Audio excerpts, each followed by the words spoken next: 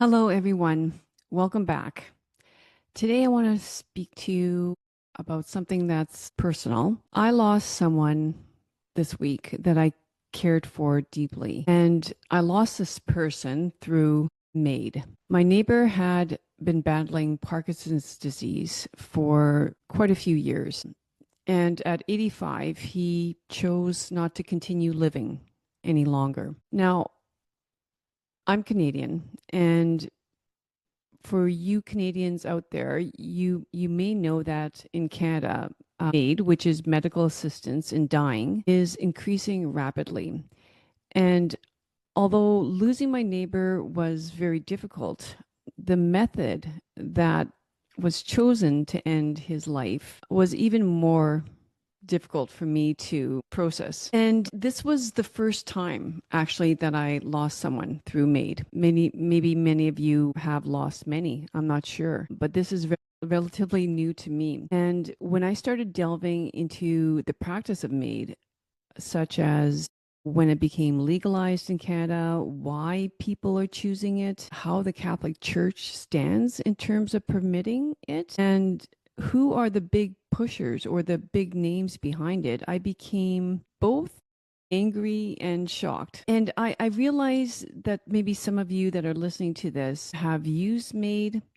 Maybe you're even contemplating MAiD. And all this is very personal. I'm just giving you my perspective on it. Like I one because I've spoken to family members about this. I've spoken to friends about this since I lost my neighbor, and I can see how many of us are really challenged with the ethics behind it, but we don't really have a firm, like, right decision in our minds, or maybe a strong foundation behind our views on it.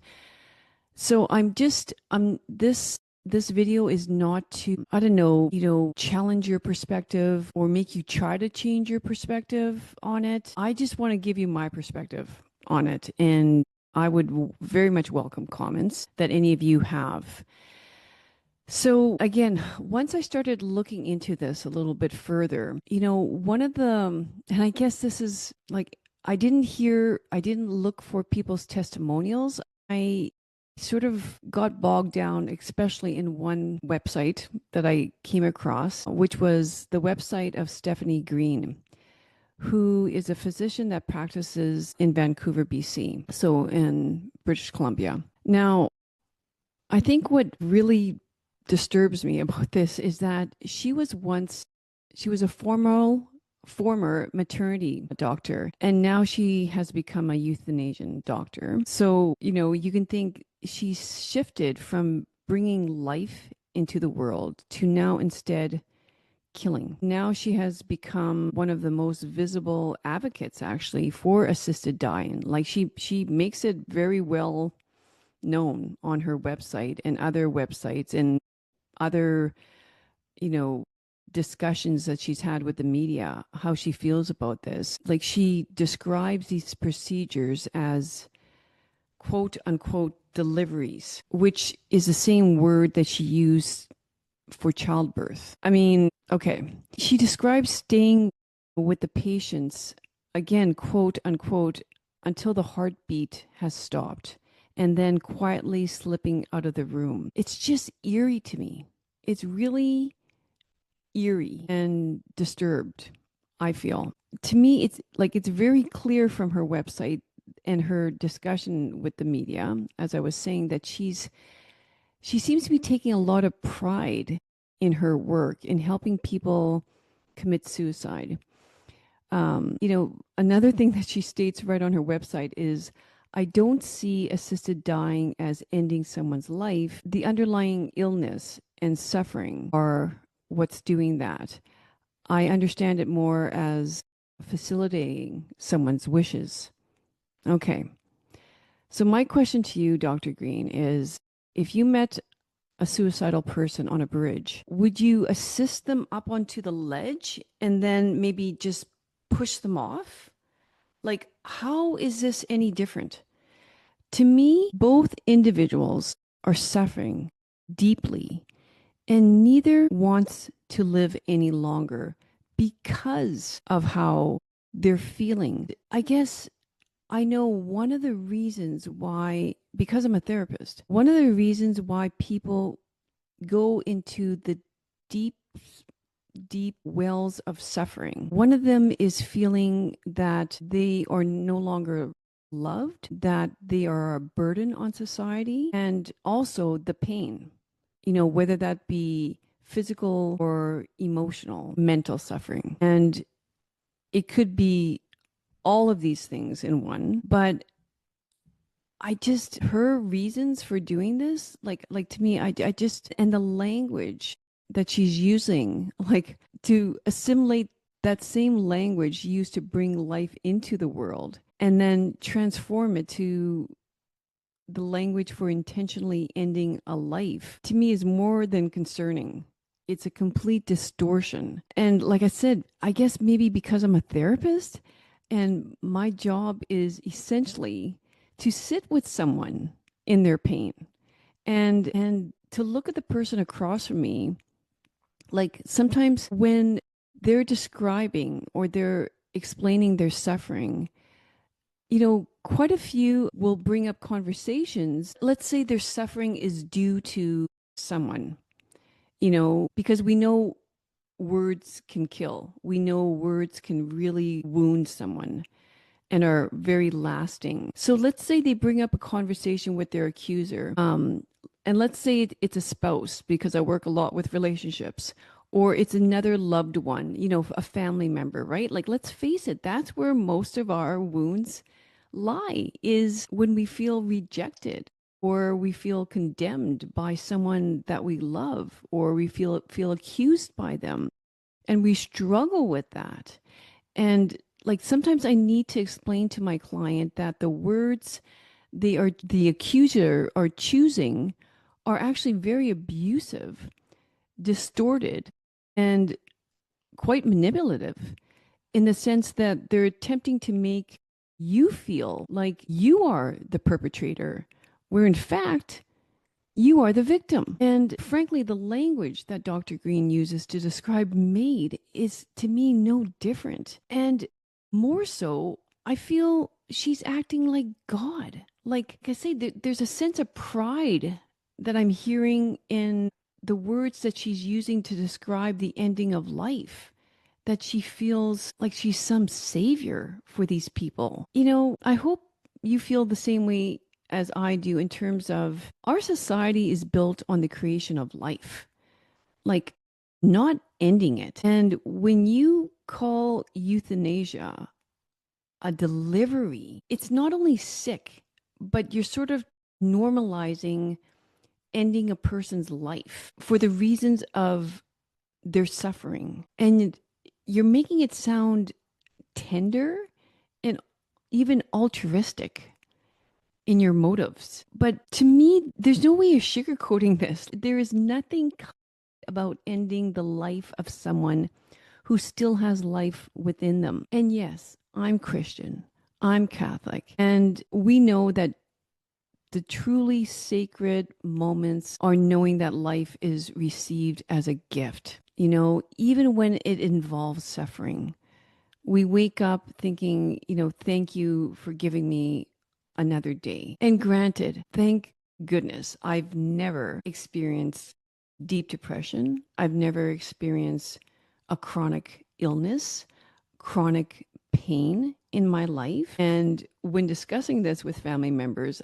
they've asked me, how can you really say what you would do, because you've never really experienced deep suffering? Well, I guess my answer is in God, because I trust in him, and I trust his ways, and I trust divine providence, and I see that suffering is related, highly in tune with love. And in the sense, and hold on, and actually I'm going to link this video with an episode I did earlier this week, where we talk a lot about suffering. Father Tad and I do that. And so that, I can help you understand the true meaning of suffering. When you see suffering as a way to become closer to God, it seems that it sort of releases the burden. Where suffering overtakes you is when you allow yourself to be seen as a victim in this life rather than walking alongside, Christ's suffering. So as a Christian, I like to think of us when we're met with a family member or ourselves, suffering in this deep sense of suffering. We don't erase suffering by erasing the sufferer. We don't kill the sufferer. We instead walk with them. We walk alongside them. You know, in even like diving into this more, like even the I started questioning the word compassion. Like how can people use the word compassion in this sense? And I don't know if any of you, know the poem Footsteps. It used to be like, I remember that poem kind of being printed and put up on walls, like when I was growing up, probably sort of in the 80s. It was a very popular poem or passage or whatever you want to call it. You can Google it, Footsteps. And it speaks about Jesus walking beside us in all of our suffering, even without us knowing. And that's truly how I think of it. So that is the true meaning of compassion. It's not killing someone, it's to suffer with them. It's not eliminating the person in the name of relief. So, as I said, this directly connects to a conversation that I had with Father Tad, and he's from the National Catholic Bioethics Center. So he was perfect for this discussion. And Father, like we're living in a culture of feelings. I'm going back to this whole idea, like heaven forbid I suffer at all in my life, right? Like we're doing whatever we can in the name of or proclaiming and science being advanced just so we don't suffer. But people don't understand the graces that we receive through the suffering. And I think those feelings, that you're referring to, they really have become a substitute. And this is why we have what we call moral relativism. Yes, exactly. And I like to point out to people that this is a very, very poor way to be conducting your decision making. It's like, I don't care what the objective issues Truth. are, our lives are a wreck Yeah. because we don't see the objective goods that we are violating by all these different types of choices we're making in the name of moral relativism, in the name of the false notion that it's all up to me to determine what's right and what's wrong.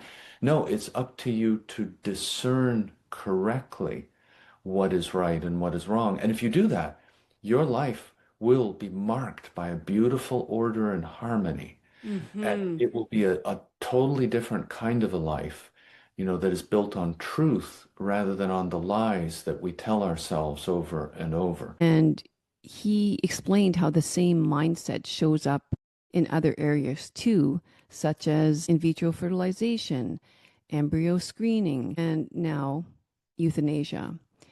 And yeah, as a Canadian, I'm really concerned because this is rising as the years go on since it was first passed. I think in 2017, I might be wrong, but it's just becoming more and more normalized.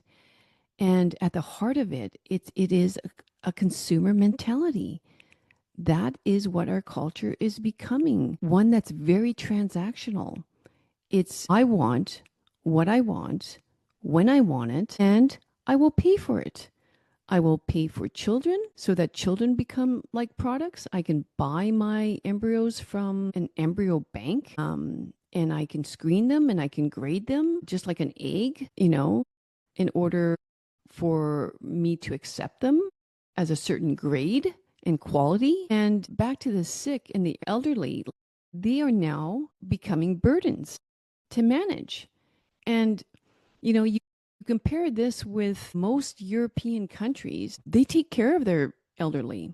They take them in their homes. They take care of the dying. And yeah, you might bring up that the Netherlands were one of the first countries to come out with, this assisted dying euthanasia idea. But look at the stats in terms of how, since the inception in the Netherlands, how, the trajectory is not as steep at all as it has been in Canada. Canada has like just every year been increasing, increasing, increasing, which means that their definition of suffering is becoming very nebulous and gray. And if I read the literature correctly, they are planning to pass mental illness as being a just cause for euthanasia. Like, where, this is my whole argument. Where do you draw the line? Because everybody's perception of suffering is going to be very different. I know my mother's perception of suffering is very different than even, maybe my husband's perception of suffering might be, or whatever. I mean, I know women, for example, have, a higher pain tolerance. We know that. And I think we can all say that's a fact. I mean, why were women chosen to give birth? The pangs of pain of giving birth. Why have women like, I mean, anyway, we don't have to go off on a tangent here, but I'm just saying, I hope you understand. Like, so I just don't see where a clear line can be drawn. And that's why I personally love the Catholic Church, because throughout the decades, we haven't had to worry about the church's truth changing depending on the cultural norms. What it was true 2,000 years ago is true today in the Catholic Church. And I feel a great sense of peace because now I got the guardrails on. Now I know the laws, natural law, and I can make my choices in life according to that. And it always keeps me on the straight and narrow when I do that. Okay. That's what I find very, very helpful. So, yeah, I think in all of this, I feel that what truly gets lost is the truth. And that is that every life is a gift. It's not something to be manufactured in a lab in the form of embryos and, like I said, screened and graded for perfection, or that, you know, a suffering person that can just be discarded rather than cared for. It's crazy to me to think that with all the medical science advancements, especially surrounding biohacking and longevity, that our culture is so currently obsessed with, in terms of diet and the longest, how can we just live the longest life we possibly can? Um, Now that same society is choosing a means to end that longer life that you've worked so hard for, that you so carefully created, or I should say curated, with your diet and your exercise and your supplements and all that stuff, to all of a sudden end abruptly when things are no longer optimal for you. You know, it's like, I'll live, but only if it's a perfect life, only if there's no suffering. But sorry, guys, life doesn't come without suffering. Life comes with pain.